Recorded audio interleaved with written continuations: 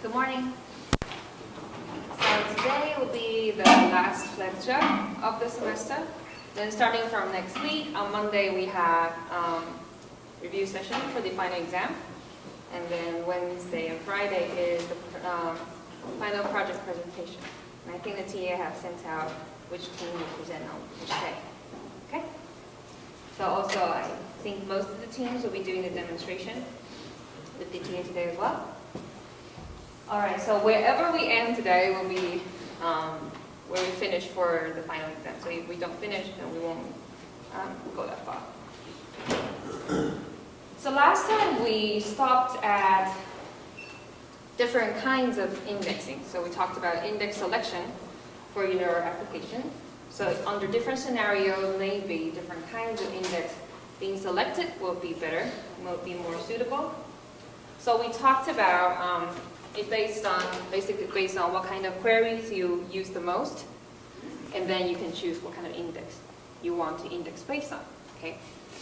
So last time we stopped at this example where we talked about we not only can index based on one attribute, but we can also index based on multiple attributes. For example, here we index based on age and salary, and here we index based on salary and age. And note the difference between them is you index age first, then salary, then the tuples will be sorted based on age first, right? As you can see right here. And here is the other way around. So can anyone recall what kind of alternative this system uses?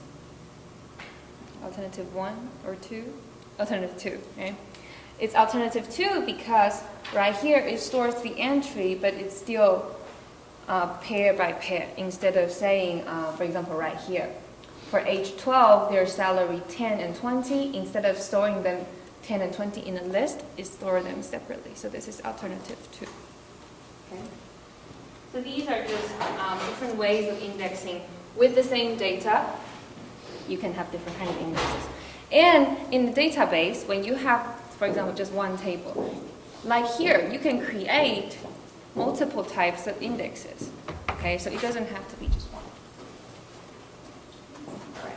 So here, let's take a look where we have some examples, and you can see, you can answer which will be a better candidate for the index. For example, today in the employee record we just saw, if we often send queries such as age equals to 30 and salary equals to 40.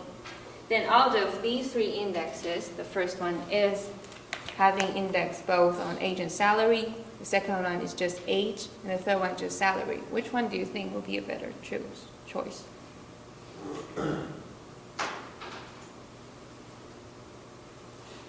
If our queries is often like age equals to 30 and salary equals to 40, we want to find maybe employees with that criteria, then which do you think is a better index?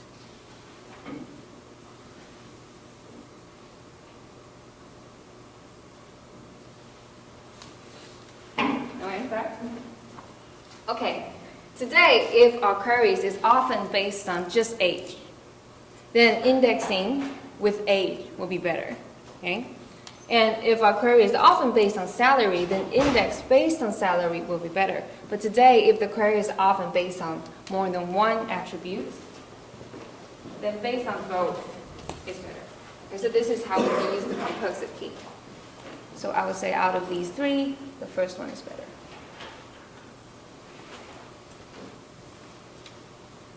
In this example, we're just choosing out of the three.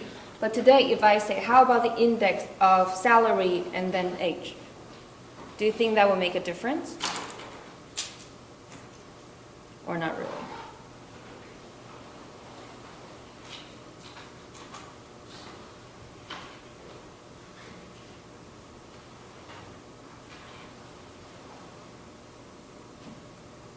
How about if we look at this example? If condition is often like within a range of age and then within the age of salary, what kind of index do you think would be better? Any idea? So the answer to my previous question is actually right here. whether you do it age first or salary first, doesn't matter. Okay, later I'll show you when it will matter. So here, what will be a better index for this second one? When the condition is often within a range of age and within an age of salary, then the answer will be either one. Okay? Either based on compositely age and salary, or we say salary and age. So what's the difference between these two? As we saw in the earlier example, the difference between them is right here.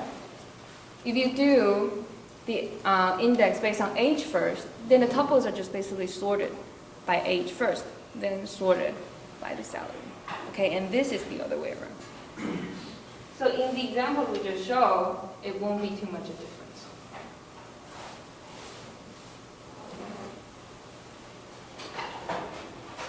Then we move on and see when it will actually make a difference.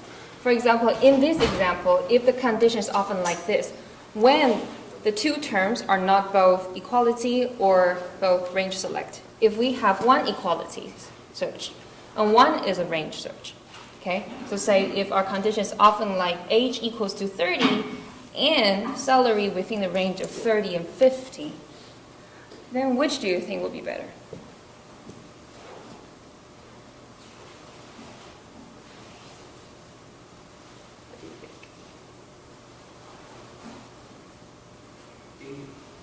A is better? Why? Because age is supposed to be a preferred. So both are cluster. Yeah. But first we sort by age because age is important. Exactly. So A is better. And the reason being, if we use approach A, then all of the tuples are going to sort it by age first. And then you can just do the equality search on age, right? And then you get all the rest. And because it's cluster, then doing it for the range is fast. But if we do it the other way around today, okay, it's based on salary first. Then when you do the age, even though it's cluster, you have to go through them and the position won't be consecutive anymore. Okay, so for this one, A is a better approach. Right, so here are just different examples of how you would choose different kind of indexes. And remember last time at the end of the lecture we talked about index-only queries, right? That was the one we tested on. So anyone remember what index-only queries are? Anyone?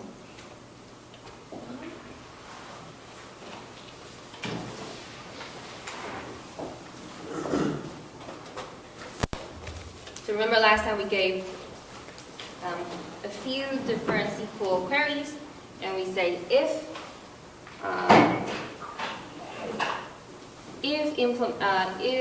executing the query itself will only access the index, then you can get the answer.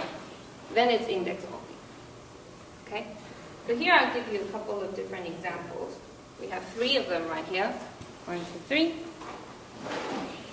And let's say today our goal is to have them all become index only. Then can you tell me for each of them, what should the index be so the query can be index only? If you forgot what index only is, let's start from this one then. If you don't remember what index only is, for this query, if we want it to be index only, then we can index based on the department number. Then all it has to access is department number, and that's the index, correct? So then when you execute the whole query, you group by the index itself already, and then counting it won't access other attributes or other fields, right? So for this one, if we choose the department number as the index we use, that's index only. Okay? How about that one? What do you think the index should be so that it will be index only?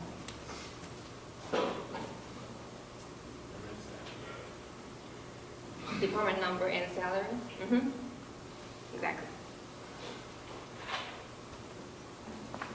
So here you see the order is department number first, and then salary. Okay? Do you think doing it the other way around will get the same effect, or will it be less efficient? Yeah, if we do the salary, then here the group by will be difficult. Okay, so that's why we choose the department number first. Okay. How about the third one?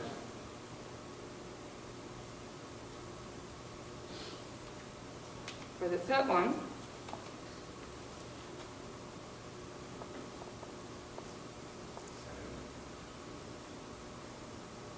just salary.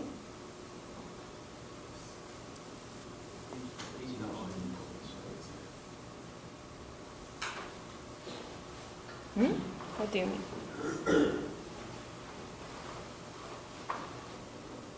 Age is just equal, so you don't index by age? Well, index, but if you don't index by age, then you have to access the age. So then it's not index only. So, if I want to index by both. Okay, so here I actually put two options, but let me see.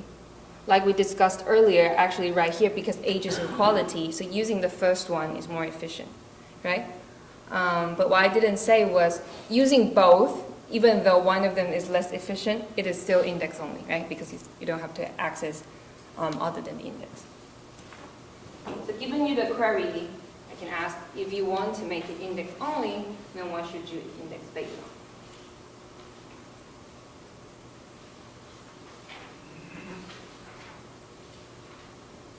Okay, let's take a look at the next example.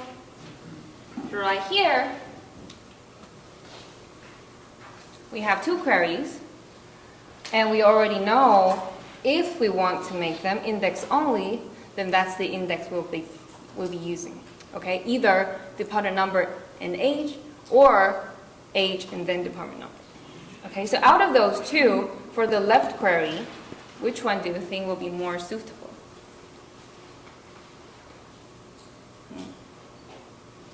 It's already index only, then which one do you think would be better?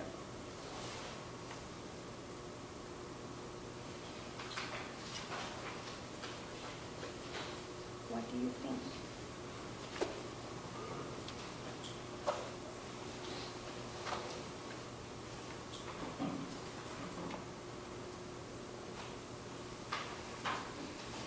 Yeah. Age B now? Age, then why? Because on the last we said age is a constant, always something, and optimize for that. But how about when we go to group by? So the other. The other way around, right? So actually doing it the other way around is better. It's because we have this right here. So group by itself, you can think of it as having a higher cost than just choosing whether it fits the equality equation right here. Okay? And then you can think about the right one, whether choosing the same answer will still give you a better result. It's, yeah, or should we choose the other one? Think about it. Okay? So actually that was all we will talk about for chapter 8, and then we will move on to chapter 9. But before we finish, I'll just give you a wrap up for what we covered in chapter 8. Okay, a little bit of summary. So in chapter 8, we talked about there are many alternative file organizations, and each appropriate in some different situations. Okay. Also, if selection queries are frequent, sorting the file or building an index is important. And when we talked about different kinds of organization, we talked about here we have hash-based and we have sorted file or tree-based, right? So for hash-based, later on when we discuss more different kind of file organization, we discover hash-based actually has less benefits. But in what kind of search do you think hash-based will be the best one? It will perform the fastest. Equality, yeah. So for hash-based, it's only good for equality search. And the reason is because you have a hash function, and then that's only one step you need to do. Right? And then that gets you to the right bucket, to the right value. And when we talked about index, we say index is a collection of data entries plus a way to quickly find entries with given key values. So one of the examples that we use a lot is we talked about the tree structure, and then we traverse through the tree based on the parent, and then we decide which child to go to, and then we can find the corresponding index or entries we want, right? And also for data entries, it can be actual data records, or key or record ID pairs, or key record ID list pairs. So these are the different alternatives, right, if you recall. So the one storing actual data records is alternative 1, and then the key record ID pair is alternative 2, and then is alternative 3, right? So the one we saw earlier at the beginning of the lecture, that example is exactly key record ID pair, right? So that one is alternative 2, okay? So we can have several indexes on a given file of data records, each with a different search key. Also, indexes can be classified as cluster or unclustered, as we saw, and they are both tree structure. The way you can tell the difference is by the pointers. They point to the leaf pages, or to the data records. Okay, and then there's also primary and secondary. We didn't talk much about that. Okay, so how you choose it will affect the performance eventually. And lastly, what we talked about in chapter 8 is the indexes. So we said indexes must be chosen to speed up important queries. Indexes maintenance overhead on updates to key fields, and choose indexes that can help many queries. So that's what we were doing, right? We were choosing different kind of indexes based on what queries are used the most. So when you want to design, you want to evaluate what kind of queries you use the most in your application, and then you want to choose the index that will benefit as many queries as possible. Right? So we also learned about how we can build indexes to support index-only strategy. So it will be great if you only have to access the index and not the other attributes. So it will be a lot faster. Also, clustering is an important decision. Only one index on a given relation can be clustered. Eventually, what else? Order of fields in composite index key can be important. That's what we said before. Like which field you want to be based on first will actually make a difference. Okay, so that will be all for chapter 8. And what's left today, and actually the material left for the whole semester, will be chapter 12, which we will talk about now. Actually, chapter 12 has a lot that we can talk about, but I won't touch on that much because if we go a bit deeper, then actually requires way more lectures. So today I'll just give you a really brief taste of how chapter 12 is like, and then after today you should be able to finish homework 6. Okay, but right now what you have learned can already do like halfway for chapter 6. No, homework 6. Okay, so chapter 12. We're finally going to talk about query evaluation. So if you recall, quite a while ago in the semester early on, when we were talking about different kind of relational algebra, given a task you want, and how can you write the relational algebra down to get the corresponding query. And at the time, we didn't put much emphasis on efficiency and the performance, right? We just say as long as we can get the correct answer, then that's fine. But we kind of discussed a bit saying, okay, within the relational algebra, if we move, let's say, the projection a bit to the inner parenthesis, maybe the intermediate result will be a bit smaller. And that time we think about, that might be better. But we only talked about it. We didn't say whether we do want to consider it. Okay, so the focus for chapter 12 is to get the as optimal performance query as possible. So the overview of this chapter is how queries are evaluated in relational database. Oh, it's DBMS, not DMBS. So how queries are evaluated in a relational database. And it will talk about evaluation plans, so how they are actually represented, which I'll talk about later, which you will draw down on your homework. And implementation of relational operators. So when we talked about different kind of relational operators, if you recall, we have selection, we have projection, we have join or cross product, all those things. we didn't talk about how they're actually working, okay? But how they're actually working does affect the performance significantly, okay? And what are the alternatives for retrieving data? And then lastly, query optimization. So let's start with query execution plan. What do you mean by that? So query execution plan is an extended form of relational algebra. So you can think of it as what you were writing before the relational algebra. This is totally based on that, okay? But instead of writing it into just one-dimensional super long formula, it will be represented in terms of a tree, okay? And in this query execution plan, each node in the tree is an operator, okay, which I'll show you later. And we can think of the operators as the building blocks for query evaluation. So how you position the operators in the tree in terms of the nodes actually makes a big difference. Okay, and also each operator typically implemented using a pool interface. What we mean by that is later you'll see when we put a relational algebra into a tree structure, a tree always starts from a root and then we go all the way to the leaves, right? So every time you have a parent in the tree, it actually pulls whatever that's resulted from the children to the node and keeps pulling up. Okay? And lastly, the implementations of the operators are carefully optimized for good performance. But we won't really talk about the actual implementation itself. So right now, I'll write it on the board. We'll take a look at the next slide. So on this one, I give you a SQL query, and I asked you to write down the relational. Can you do that?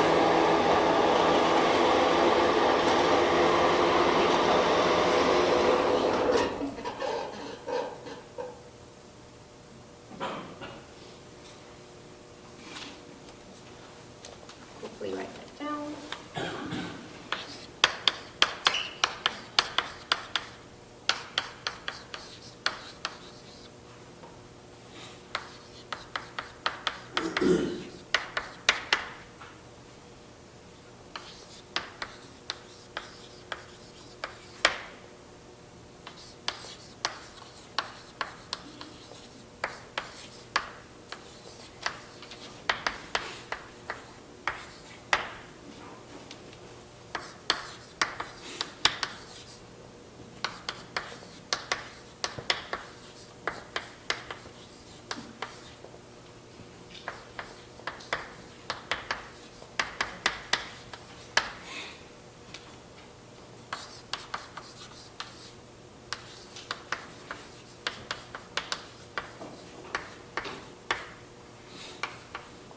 Okay, so that's the SQL command we have. So how can we map this to a relational algebra?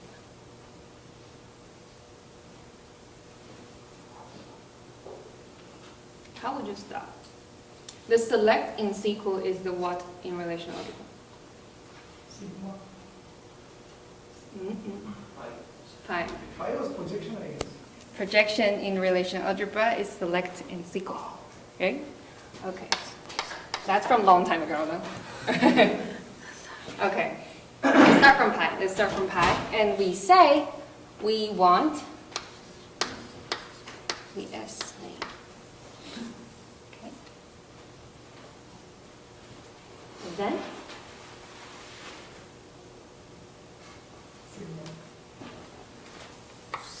sigma. On what? R process.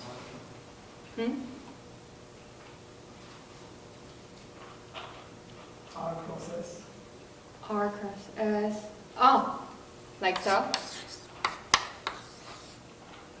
Okay. But what goes on the subscript? Unit 12. All of them. R is very easy to do.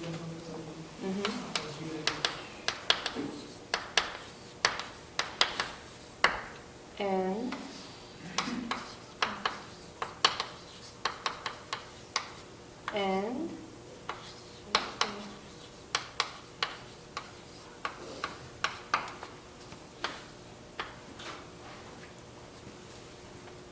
Okay, let's say we want to keep the structure. Okay, everything's position is the same. But can we improve just tiny bit?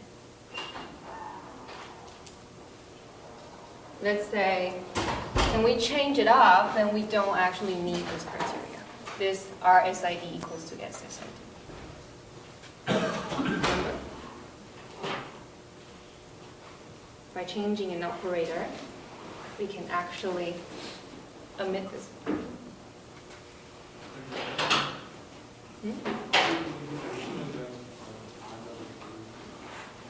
Like you guys remember? A join. Yeah? So then, instead of taking a cross product, if we say we just want to directly do a natural join, then for the fields with the same attributes, directly compares. Okay, so that's an improvement over there. So this is how we can write a relational algebra given SQL. Just a bit of review from longhand. Okay, so that's what you can write down on slide 12.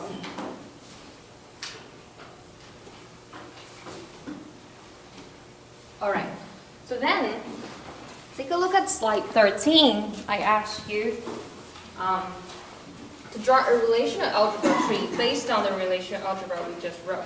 So what do we mean by relational algebra tree? Okay, yeah, I'll draw it down for you. Basically looks like this. Starting from the outer corner, the outest part of the relational algebra, that's the root for the tree. Say this tree start with this root. Okay, that's the operator.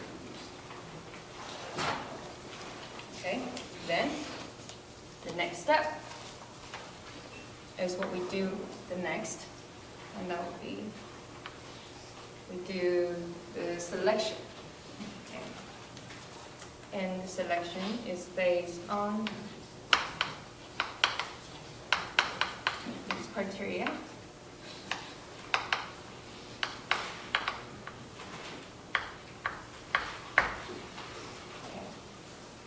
So this is the root of the tree, and this is the only child of this node. Okay?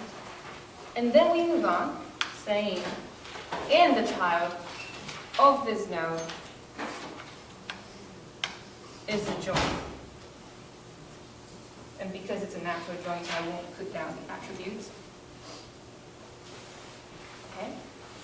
And eventually, this one has two children are in this. So that's the truth.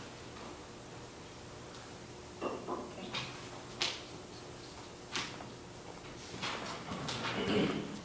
So what does this remind you, the number of children an operator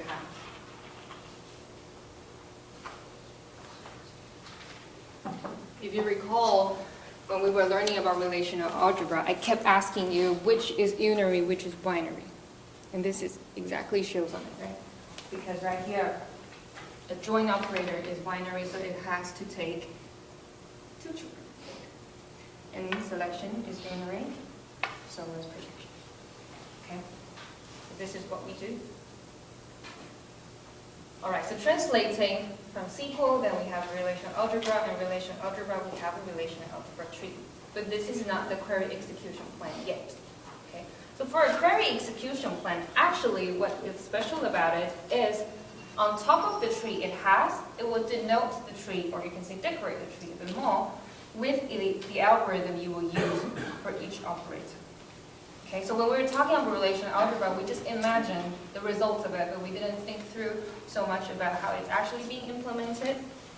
So let's think about how the possible algorithm can be. For example, starting from reserves table and sailors table, if you do a join, what are the potential implementation you would do to join two tables? Okay, one of the dumbest way, but the simplest way you can do is just to do a simple nested loop. Okay, so for each query execution plan, you write each of the algorithm next to the operator. Okay, so one of the ways you take two tables and then you just have one table iterate, one tuple on table 1, iterate through every tuple on table 2, and you do the comparison. So that's the dumbest, least efficient way, but simplest you can think of, maybe. So that you can say, for the joint, I'll just do a simple list. Okay? And then, for these, it has a special name. So now we have these. We only need to do really simple comparison, right? We have the result right here, and when we get to here, we just do super simple comparison. We don't need anything too sophisticated. So there's a term, when we do this, we just call it on the fly. So everything, you just filter out things you don't want, that's all. Okay? And then after, so here you get the rows you want. And then here we want to get the columns we want. That's also just another process of filtering things out. So here, it's also we call on the fly. So as you can see, throughout the whole plan, when we have this part and this part, if we want to use choosing different algorithms to improve the performance, there's nothing much we can do right here. But here, there's a lot of improvement we can do. Okay? So here we call it the plan A. Plan 1. So let's consider another tree that might potentially improve the performance a bit. Okay. So how can we restructure the tree, reposition the operators based on this tree that you think will make the performance better? Ignore the algorithm.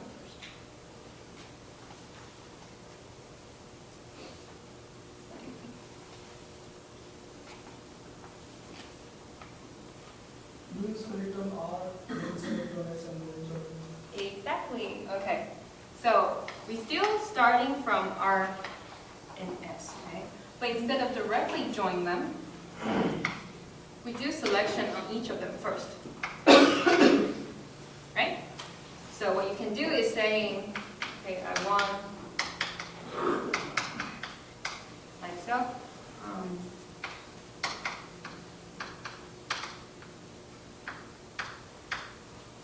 Right? Select them first, and then we join them. Keep going up to the tree.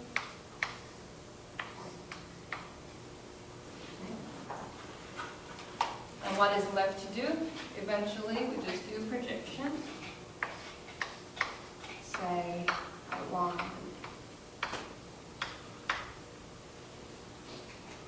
So why is this a better plan? Because when you actually evaluate the intermediate result on each step, when it, these two, when we do selection first, that would generate smaller tables. So when you do join, they smaller. Okay. So we are just getting dirty work done early. All right. So if we want to denote the algorithm on the tree, what do you think we can do?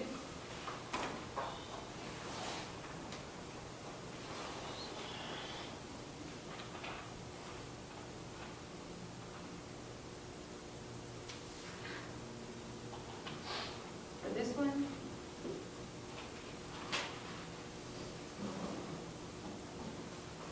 I forgot to say something really important. So right here we say it's on the fly. It's because you just keep pushing up and you don't actually have to store it in a temporary result, and then you get it output. Okay. But here, when we have these two, what we actually want to do is at this point we want to put it into a temporary result, and here a temporary result, and then merge them together.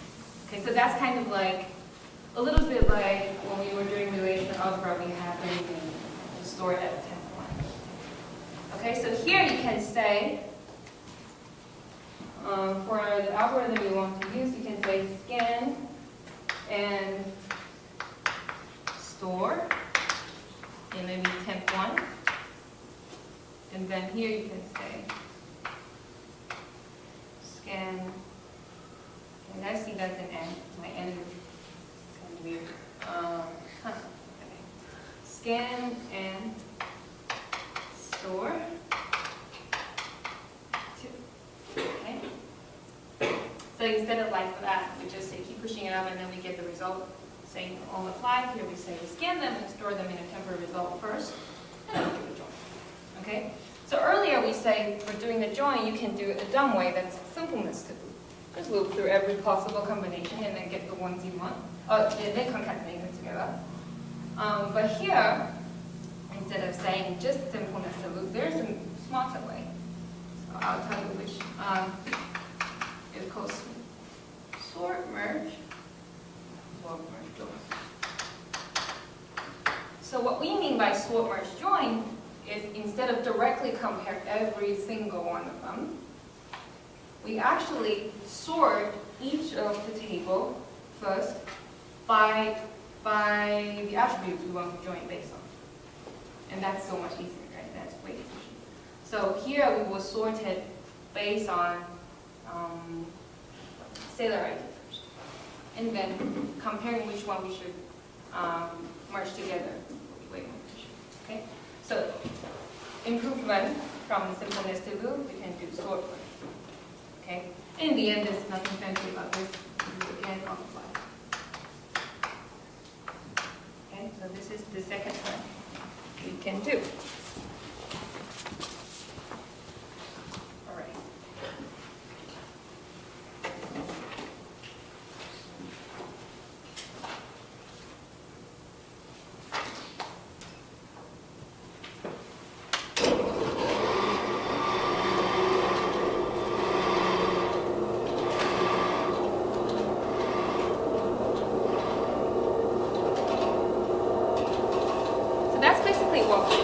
Beginning of doing query optimization. So you start with different kind of execution plan. Okay?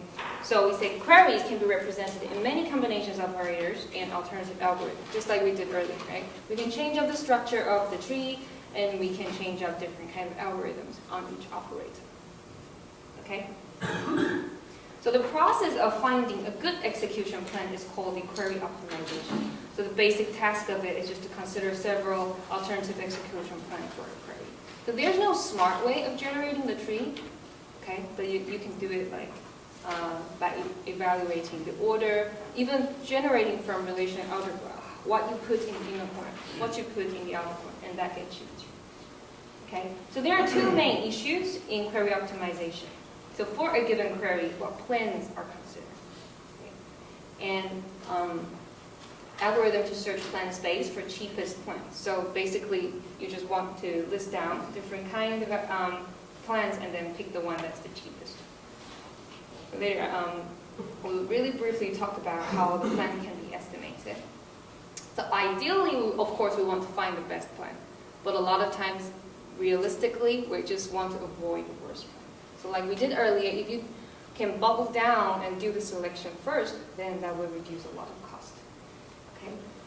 Just like we saw earlier, there are different kinds of algorithms for relational operators, and each of them can be costly based on different situations. So for example, the selection, the cost will be basically based on the number of qualifying tuples. And the projection, the interesting part, is actually dropping columns. It doesn't take much.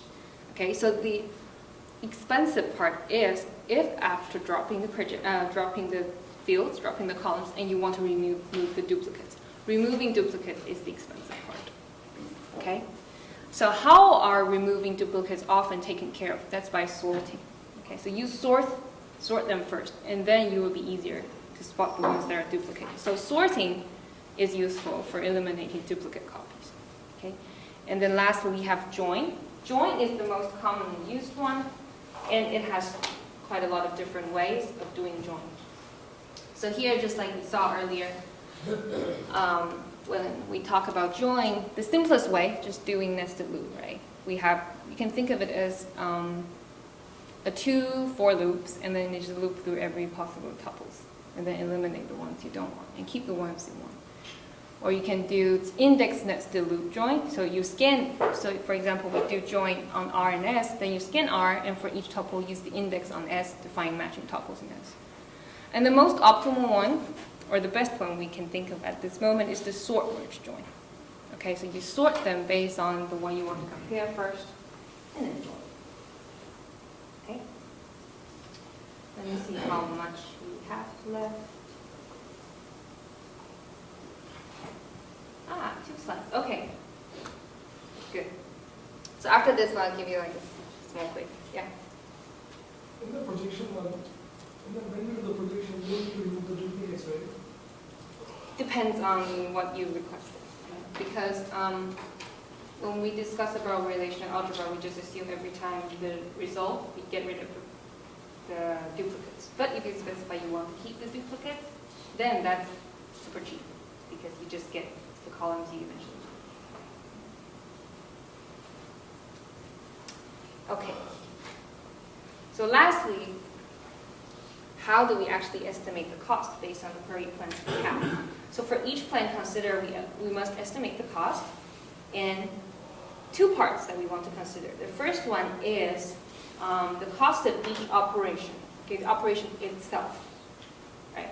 So like we say, maybe the operation, if it's a join, then what are the possible algorithms? Then that's the cost of the operator itself, okay? And you also must estimate size of results for each operation in tree. So you can think of the tree in little subtrees, and every little subtree will generate like an intermediate size of result, right? So you want to minimize the intermediate sizes as well. So that will be adding to the cost as well. So that's basically just a super brief discussion on chapter 12. Okay, so it actually can get really long, but I don't want to get that long. All right, take out a piece of paper, and this will be the very last quiz for this semester. I haven't thought of what to test on it.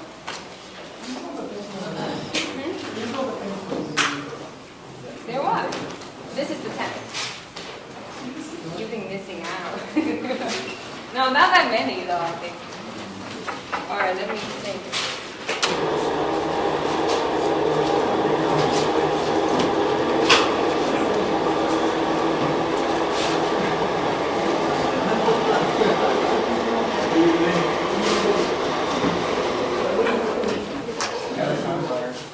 Okay, just so you know,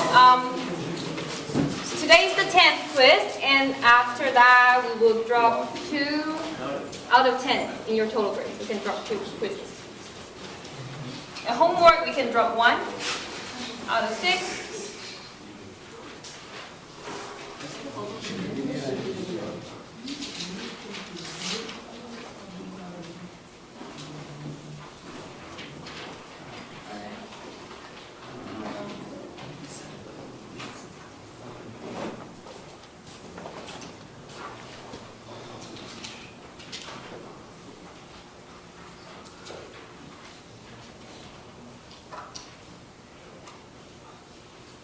I don't know what to test on.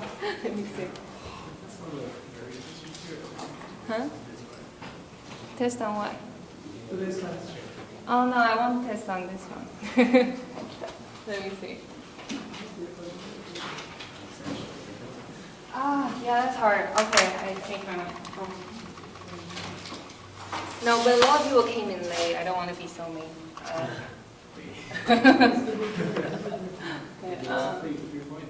Huh?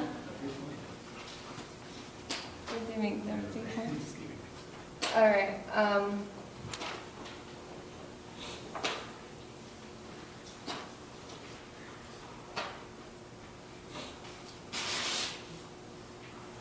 Okay, I'll just. Why is this so hard? All right. Let's say I'll do these 2. Basically, what I want you to do is I'll write the sequence, and you write the relational algebra and the tree. That's all. Okay, you don't have to give me the execution plan itself. Okay, say we want. Yes, I think. Nothing really creative going on. And then.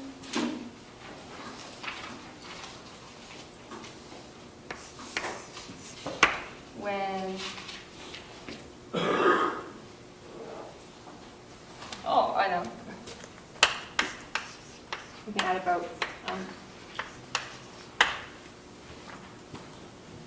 so, first thing first, we have to match side D.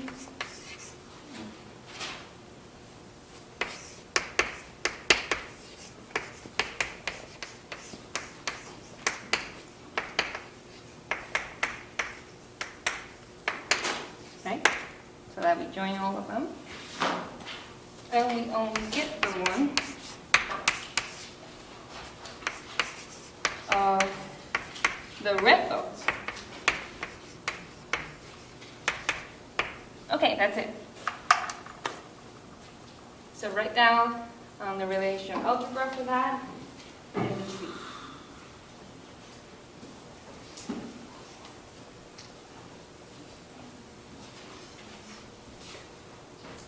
Optimize or Doesn't have to. Doesn't have to be optimized.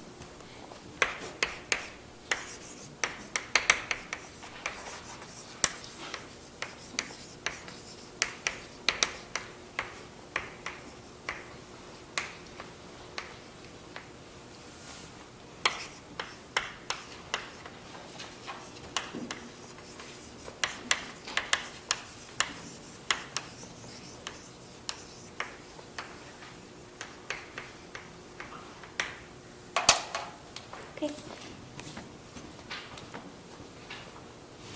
If you are ready.